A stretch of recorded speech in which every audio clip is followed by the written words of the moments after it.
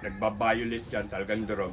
Dila, bawang lang katapat niyan. Pag ikaw ang magpapahamak sa ibon mo kasi manggigigil ka eh. Kaya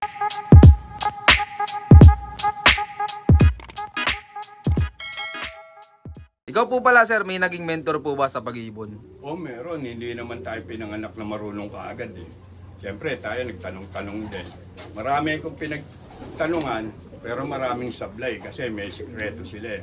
Pero isa lang ang taong pinasalamatan ko talaga. Daan yun dahil kay Paring Boygan. Pigeon Pansier din yun. Bali, kaano si Boss Joe Torres, Jose Torres.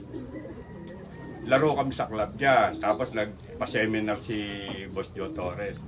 Nagbigay siya ng opinion at kung ano yung talagang hinahanap ko sa pag-iibon, sa pag-aalaga, sa format ng ibon, yung 1 week preparation, bakit ang ibon ko? Isa lang naman tinanong ko eh, paano gagamitin formula, boss? Baka pwede mo ako matulungan.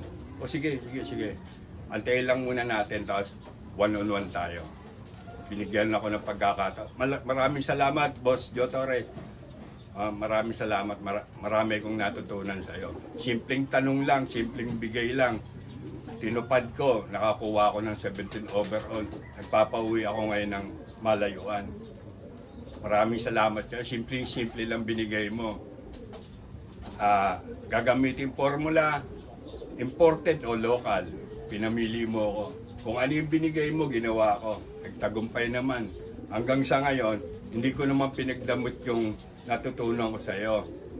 Pag may nagtanong sa akin, binibigay ko na maayos. Nagtatagumpay naman sila. Salamat sa iyo, Boss Joe. Salamat. Sa recover, simple lang.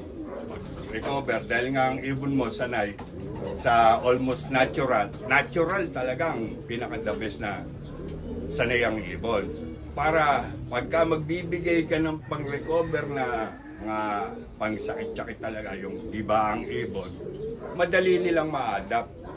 Kasi sanay sila sa ganon. Pagkagiba ng ibon mo, unang titignan mo, killbone, pagka nagbabiolate yan, talagang drug, dila, bawang lang katapat niyan. Pagdating, ideal, bawang, mamayang hapon, tapos yung inumin nila, kung ano yung ibinigay mo ng Biyernes bago ikarga, yun din ang kailangang mainom nila pagdating.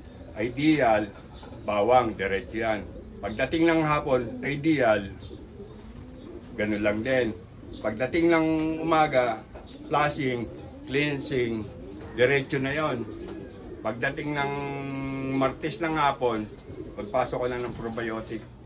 Simple, mumurahin lang probiotic ko, pero magkakasangkap. Magkakasangkap na yan, multivitamin, probiotic, dextrose, glucose nandun. Magkakasama yun. Kaya ang ibon, pagdating ng Martes ng hapon, makikita mo, bilog na naman. Lumilipad na naman. Okay lang malaman sir kung anong yung 35 pills na gamit mo na pang probiotic sa ibon mo. Okay lang naman.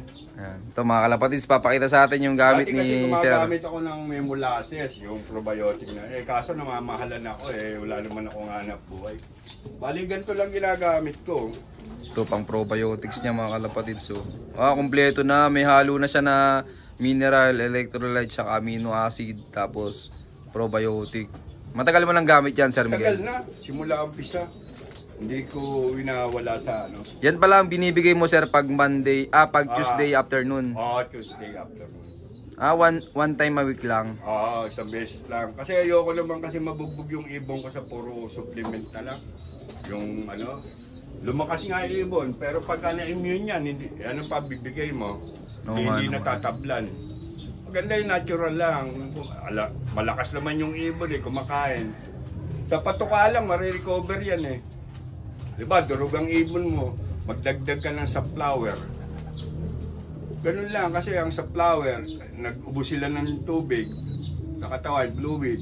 Sunflower, tubig yan.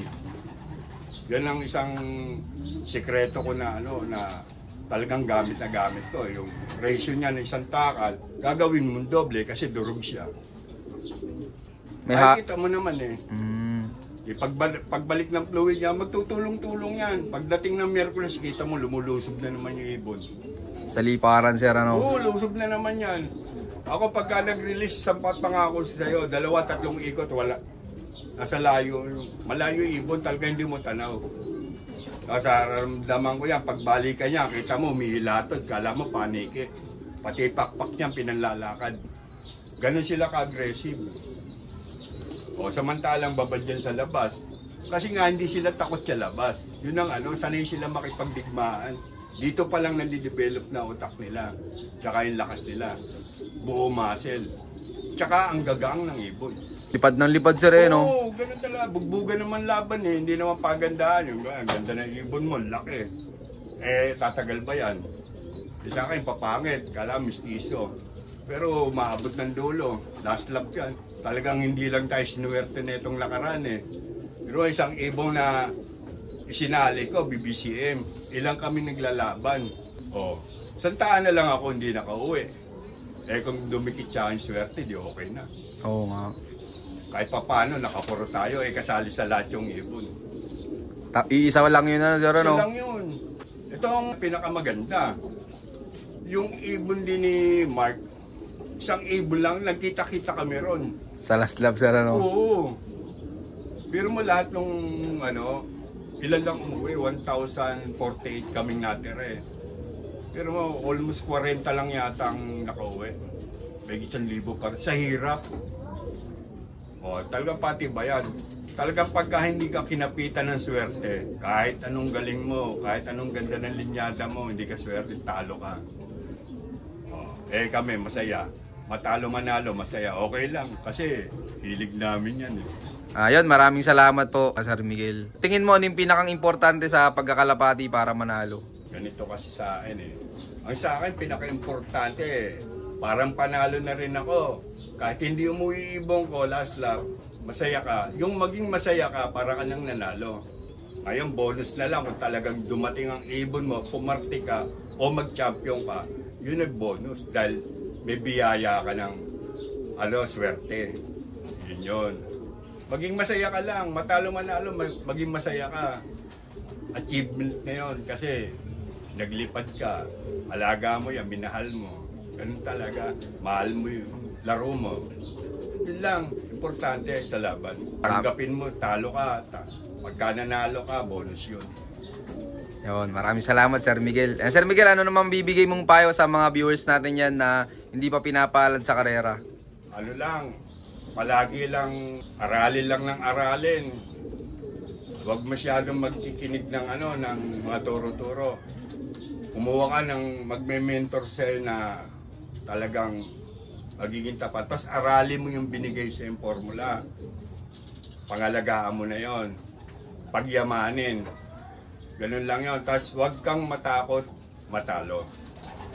At dadating yung araw, ikaw naman ang ukubra. Ganun lang, simple-simple lang. Maging masaya ka lang sa paglilipad, sa pag-iibon mo. Panalo ka na ron. Kasi stress reliever. Kung may stress ka sa ibon mo, huwag ibon alagaan mo. Stress reliever, ang pag-iibon, mag-enjoy ka lang. Aralin mo lang aralin. Makukuha mo rin yan. Aral lang, tiyaga lang.